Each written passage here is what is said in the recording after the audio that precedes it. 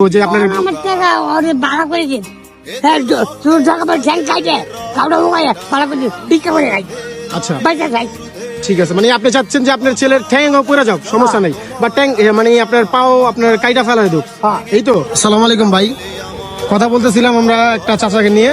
চাচার ছেলেটা ছাত্র আন্দোলনে খুব ক্ষতিগ্রস্ত হয়েছে। আবার দ্বিতীয় কথা যে ওনার ছেলে চলতে ফিরতে পারে না, অনেকটা টাকার প্রয়োজন অপারেশন করার জন্য।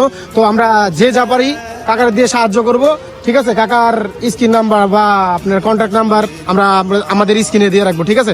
বাকিটুকু আমরা কাকার থেকে শুনে নিই। কাকা বলেন।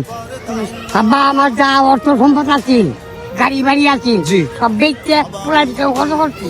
জি। কারণ আমার কাছে টাকা পয়সা নাই বাজান, আমি যে খামু এই ওটা নাই। জি মেডিকেল টাকা মেডিকেল আছে জি, আপনার যত অর্থ সম্পদ ছিল, গাড়ি বাড়ি ছিল, আপনি বিক্রি করে তাও আপনার টাকা হয় না, না। ঠিক আছে? আপনার টাকা আরো প্রয়োজন, এই তো।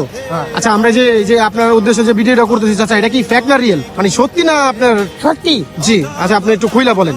সত্যি হয়েছে আব্বা। আচ্ছা, এখন আপনার কত টাকা হইলে আপনার আর কি পৌঁছাইবো যে আপনার? আমার টাকা ওরে ভাড়া করে দিন তোর টাকা পর ঠ্যাং খাইছে কাউটা মোবাইল ভাড়া করে দিন ভিক্ষা করে খাই আচ্ছা পয়সা খাই। ঠিক আছে, মানে আপনি চাচ্ছেন যে আপনার ছেলের ঠ্যাং পড়ে যাক, সমস্যা নেই, বা ট্যাং মানে আপনার পাও আপনার কাইটা ফেলা দেব, হ্যাঁ। এই তো। মানে ভিক্ষা করে খাইতে যেন পারে, হ্যাঁ। এই তো। আচ্ছা যাই হোক, আচ্ছা যাই হোক, জি। আচ্ছা যাই হোক, আপনারা তো শুনলেন।